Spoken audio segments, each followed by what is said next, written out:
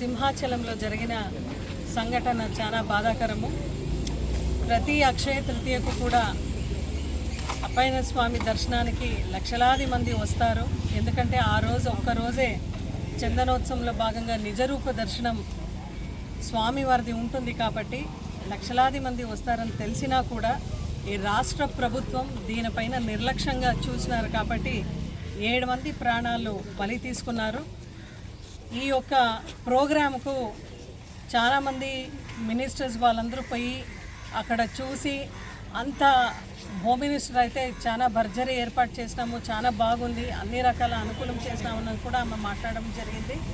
అయితే ఒక సెంటిమెంట్ ప్రకారం ఎప్పుడు కూడా వర్షం ఆ రోజు పడుతుంది అని తెలిసి కూడా ఆ ఒక గోడని నిర్మాణం చేయడానికి జస్ట్ ఒక వారం వెనుకనే ఆ 70 అడుగుల ఒక గోడ నిర్మాణం చేసి 10 అడుగుల ఎత్తున గోడ నిర్మాణం చేసేది మనం చూసినాము. అయితే కూడా వర్షం పడుతుంది అని తెలిసినా కూడా కరెక్ట్గా క్యూరింగ్ లేదు, ఏమీ లేదు, నాసిరకమైన పని చేసి 7 మంది బలి తీసుకున్నారు. ఈరోజు కూటమి ప్రభుత్వం పొట్టన పెట్టుకున్నారు. కనీసము చంద్రబాబు నాయుడు గారు కూడా అక్కడ చూడ్డానికి కూడా రాలేదు. మళ్ళీ హోమ్ మినిస్టర్ అనిత గారు అయితే ఏమో ఎవరు కట్టినారో ఏమో చూడాలి అని హుటాహుటిన ప్రెస్ మీట్ పెట్టింది. తర్వాత వాళ్ళకి తెలిసింది అది టీడీపీ వాళ్ళే చేసినది ఆ పని అని కూడా తెలిసి ఇప్పుడు ఆమె మాట మార్చి మాట్లాడుతూ ఉంది. బ్రిక్లో కట్టినారో ఏంలో కట్టినారో ఒకసారి చూడాలని. ఇదే వైకుంఠ ఏకాదశి రోజు చూసినా కూడా ఆ రోజు కూడా పోలీసు వాళ్ళందరూ కూడా చంద్రబాబు నాయుడు గారు బందోబస్తులో ఉండగా 6 మంది ప్రాణాలని బలి తీసుకున్నారు. అదేవిధంగా శ్రీకాకుళంలో కూర్మ ఆలయంలో చూస్తే కూర్మల్ని అంటే ఆ తాబేల్ని సంరక్షించే ఒక బాధ్యత దేవాలయ కమిటీ పైన ఉంటుంది. అక్కడ కూడా చాలా తాబేలు చనిపోయినారు. మొన్న తిరుపతిలో చూస్తే ఆవులు చనిపోయినాయి. అంటే ఇవన్నీ కూడా చూస్తుండగా చంద్రబాబు నాయుడు గారు అయితే ఏమి, ప్రభుత్వం అయితే ఏమి, కూటమి ప్రభుత్వం ఎంత చిత్తశుద్ధితో హైందవ ధర్మానికి పని చేస్తున్నారని మనం అందరూ కూడా ఒకసారి ఈరోజు ఆలోచించాలి. ఎందుకంటే ఇంత సంఘటన అయినా కూడా చంద్రబాబు నాయుడు గారు ఎవరైతే 7 మంది చనిపోయినారో వాళ్ళకు 25 లక్షలు ఒక జాబ్ అని ప్రకటించినారు.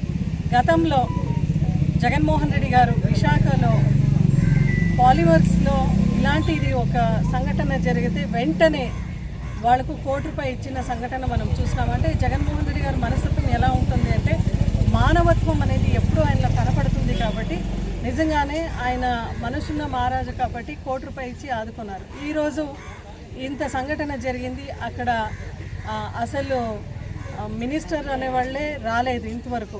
ఏ ఒక్క మినిస్టర్ వచ్చి అక్కడ చూడలేదు. ఎవరు కూడా దాన్ని ఈఓ కూడా టెంపుల్ ట్రస్టీ వాళ్ళందరూ కూడా ఎక్కడ కూడా స్టేట్మెంట్ ఇవ్వడం లేదు. అంటే ఇవన్నీ కూడా ఎక్కడికి దారి తీస్తున్నాయి. ప్రజల్లో అయితే ఏ ఒక్క పెద్దగా జరిగినా కూడా వైకుంఠ ఏకాదశిలో కూడా ఫెయిల్యూర్ చేశారు.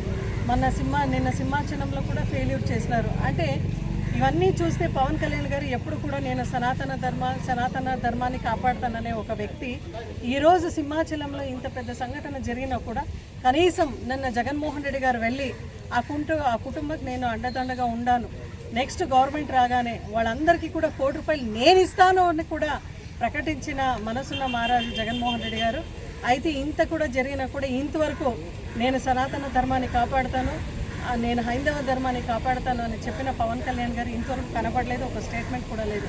నిజంగా ఈ రాష్ట్రంలో సనాతన ధర్మ గురించి మాట్లాడే హక్కైన హైందవులకు మంచిది చేసిన వ్యక్తి ఎవరైనా ఉన్నారంటే అది పరిపూర్ణంగా జగన్మోహన్ రెడ్డి గారు అనే దాంట్లో ఎటువంటి అనుమానమే లేదు.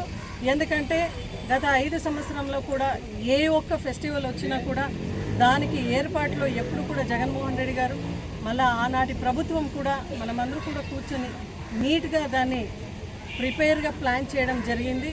దానికోసమే గత ప్రభుత్వంలో ఎక్కడ కూడా ఇట్లాంటి ఒక సంఘటన ఎక్కడ కూడా ఉద్భవం కాలేదు. ఈరోజు ఆ మహిళలకు రక్షణ లేదు, కాలేజ్ పోయే మహిళలకు రక్షణ లేదు, పిల్లలకు రక్షణ లేదు, మళ్ళీ దేవాలయం పోయే వాళ్ళు కూడా ప్రజలకి రక్షణ లేదంటే ఇది ఏమాత్రం న్యాయం అనేది రాష్ట్ర ప్రజలందరూ కూడా ఆలోచిస్తున్నారు. ఇప్పటికైనా చంద్రబాబు నాయుడు గారు దిగొచ్చి వాళ్ళందరికీ కూడా ఖచ్చితంగా ఫ్యామిలీస్ అందరికీ కూడా ₹1 ఇవ్వాలనేది వైఎస్ఆర్సీపీ పార్టీ తరఫున డిమాండ్ చేస్తూ ఎవరైతే చనిపోయినారో నిజంగా భగవంతుడు వాళ్ళ ఆత్మకు శాంతి కలిగించాలి అని మనస్ఫూర్తిగా కోరుకుంటున్నాను. జై జగన్